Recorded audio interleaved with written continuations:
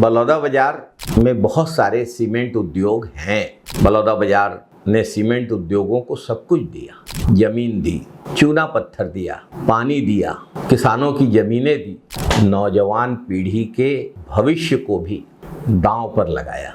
बदले में बलौदाबाजार के लोगों को, उन गांवों के लोगों को जहां संयंत्र बने हैं, और छत्तीसगढ़ के लोगों को क्या मिला? बेरोजगारी, उपेक्षा और अपमान। जिन किसानों ने अपनी पुरखों की जमीन उद्योगों के लिए छोड़ी, आज उनके ही बेटे रोजगार के लिए भटकने के लिए मजबूर हैं। कंपनियां बाहरी लोगों को नौकरी दे रही हैं, स्थानीय नौजवानों के अधिकारों पर खुला डाका डाल रही हैं। यदि कोई मजदूर काम पा भी गए तो उनके साथ क्या हो रहा है, इसका खुलासा आज करेंगे। ठेकेदारी में, अस्थायी श्रमिक के रूप में, दैनिक वेतन भोगी के रूप में जो आसपास के गांवों के रहने वाले मजदूर, बलौदाबाजार क्षेत्र के मजदूर इन सीमेंट कंपनियों में काम कर रहे हैं, उनको भी योजनाबद्ध तरीके से बाहर का रास्ता दिखाया जा रहा है। कभी झूठे आरोप लगाए जाते हैं, कभी अनुशासनहीन होने का बहाना बनाया जाता है, कभी ठेका व्यवस्था का खेल खेला जाता है। अंबुजा अदानी सीमेंट के श्री चेतेंद्र वर्मा और श्री दीपक वर्मा को एक फर्जी मामले में फंसाकर संयंत्र ने निलंबित किया। उनके खिलाफ जो जांच की गई, उस जांच में साक्षी कौन? यूपी के, बिहार के, राजस्थान के लोग। छत्तीसगढ़िया मजदूरों की साक्षी नहीं मानी जा रही। अदानी अंबुजा प्लांट प्रबंधन आमादा है छत्तीसगढ़ के मजदूर की नौकरी छीनने के लिए यूपी, बिहार और राजस्थान के लोगों की गलत गवाही पे। अगर इस तरीके से काम होगा, बाहर के लोगों को प्राथमिकता दी जाएगी, और न सिर्फ प्राथमिकता दी जाएगी, वे स्थानीय मजदूरों के खिलाफ गवाही भी देंगे, स्थानीय मजदूरों की नौकरी खाने का काम करेंगे, तो इसे छत्तीसगढ़ के लोग कब तक बर्दाश्त करेंगे? हमेशा निशाने पर स्थानीय कर्मचारी, स्थानीय मजदूर। जीएमआर अदानी प्लांट में यही हुआ था। स्थानीय मजदूर आंदोलनरत थे। उड़ीसा से, महाराष्ट्र से मजदूर ला ला के वहां काम पर लगाए गए थे। यानी छत्तीसगढ़ के लोग रोजगार के अवसरों से भी वंचित रहे, उन्हें काम भी न दिया जाए, और यदि किसी तरीके से काम पा जाए तो बिहार के, बंगाल के, राजस्थान के, उत्तर प्रदेश के लोग उनके खिलाफ गवाही देकर उनकी नौकरियां छीनने का, उनका हक छीनने का काम करेंगे, हथियार बनेंगे प्रबंधन का। क्या अपराध है छत्तीसगढ़ के मजदूरों का? क्या अपराध है छत्तीसगढ़ के बेटे बेटियों का? क्या वे मजदूरों के अधिकारों की बात करते हैं इसलिए प्रबंधन के निशाने पे? छत्तीसगढ़ के बेटी बेटा होने के कारण वे प्रबंधन के निशाने पे हैं, या छत्तीसगढ़िया स्वाभिमानी होने के कारण, छत्तीसगढ़ महतारी के बेटे होने के कारण वे प्रबंधन के निशाने पे हैं? बलौदाबाजार क्षेत्र में उद्योग लगातार मनमानी पर आमादा है। बिना ग्राम पंचायत की अनुमति के, बिना ग्राम सभा की सहमति के नई खनन चालू, क्रशर निर्माण, अन्य गतिविधियां, गांव की सड़क, गांव का जलाशय, गांव का भूजल, गांव के हक का CSR और CER का पैसा कुछ भी तो नहीं बचाया है। लूट चल रही है छत्तीसगढ़िया लोगों के अधिकारों की, और विगत 2.5-3 साल से ये लूट बेहद तेज हो गई है। ग्राम पंचायत चंडी ने 22 जुलाई को कलेक्टर बलौदाबाजार को शिकायत सौंपी कि खपराडीह चूना पत्थर माइंस में सीमेंट कंपनी ने ग्राम सभा और ग्राम पंचायत के अनापत्ति प्रमाण पत्र, NOC के बिना खनन, क्रशर, कन्वेयर लाइन और अन्य निर्माण कार्य शुरू कर दिए। शिकायत में पर्यावरण विभाग के नियम और छत्तीसगढ़ पंचायती राज अधिनियम 1993 की अनदेखी का उल्लेख किया गया है। श्री सीमेंट लिमिटेड ग्राम पंचायत खपराडीह के संपत्ति कर की राशि नहीं दे रही है। पंचायत के बार बार नोटिस और कर निर्धारण के बावजूद कंपनी संपत्ति कर जमा नहीं कर रही है। कहते हैं मामला उच्च न्यायालय में लंबित है।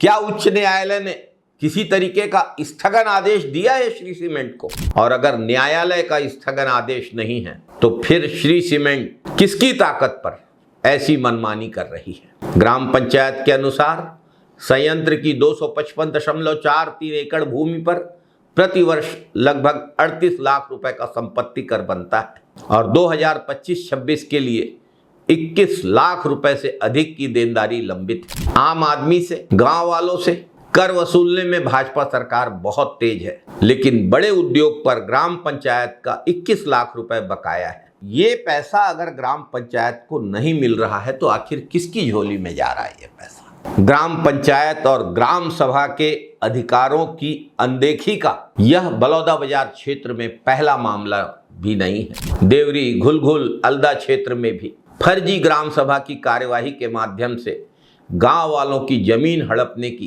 कोशिश इन संयंत्रों ने की थी। पूर्व मुख्यमंत्री और छत्तीसगढ़ के स्वाभिमान के प्रतीक श्री भूपेश बघेल ने गांव वालों की आवाज उठाई, आंदोलन करके भी और विधानसभा में भी। आखिर इन छोटे छोटे उद्योगों के हौसले इतने बुलंद कैसे हो गए? इनके पीछे कौन है?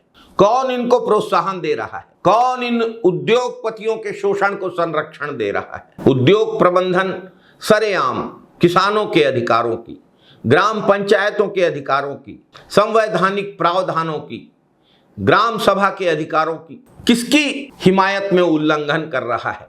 ग्रामीणों को नौकरी से निकाला जा रहा है, पर्यावरण के नियमों को ताक पर रख दिया गया है, गांव वालों की जमीनें छीनी जा रही हैं और सत्ताधीश जनप्रतिनिधि आंख बंद करके बैठे। सीमेंट कंपनियों की ऊंची ऊंची चिमनियां बलौदाबाजार की ही मिट्टी पर खड़ी है। जिस धरती ने उनको अरबों रुपए का कारोबार दिया, मुनाफा दिया, उसी माटी के बेटों को रोजगार से वंचित करना, उनका रोजगार छीनना, उनके परिवार का दाना पानी छीनना और इसके लिए बाहरी लोगों का प्रयोग करना छत्तीसगढ़िया लोगों का और स्थानीय समाज का अपमान है, शोषण है। इसे अब बर्दाश्त नहीं किया जा सकता।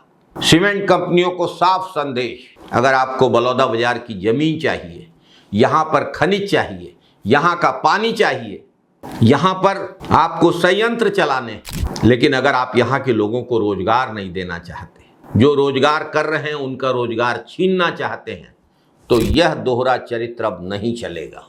स्थानीय बेरोजगारों का हक छीनकर किसी उद्योग का विकास नहीं हो सकता। बलौदाबाजार की धरती पर ऐसे उद्योग चल भी नहीं पाएंगे। जिस दिन जनता का सब्र टूटेगा उस दिन केवल विरोध नहीं होगा, छत्तीसगढ़ के लोगों के अधिकारों की निर्णायक लड़ाई भी होगी। आखिर कब तक बर्दाश्त करेंगे बलौदाबाजार के लोग यह सब? आप उद्योग बनाएं, आप कॉलोनी बनाएं, लेकिन आपका उद्योग और आपकी कॉलोनी बलौदाबाजार और छत्तीसगढ़ के शोषण का प्रतीक नहीं बनना चाहिए। बलौदाबाजार में इन उद्योगपतियों को ईस्ट इंडिया कंपनी की तरह छोटे छोटे उपनिवेश बनाने की अनुमति नहीं दी जा सकती। बलौदाबाजार के संसाधनों पर पहला अधिकार बलौदाबाजार के लोगों का है। स्थानीय बेरोजगारों का हक छीनने वालों को बर्दाश्त नहीं किया जा सकता। रोजगार में भी जिन गांवों में संयंत्र लगे हैं उन गांवों के रहने वाले नौजवानों को, बलौदाबाजार क्षेत्र के नौजवानों को और छत्तीसगढ़ के नौजवानों को प्राथमिकता देनी होगी और इन उद्योगों में काम कर रहे छत्तीसगढ़ के बेटों की रोजी रोटी, काम करने का अधिकार छीनने की हिमाकत बर्दाश्त नहीं होगी।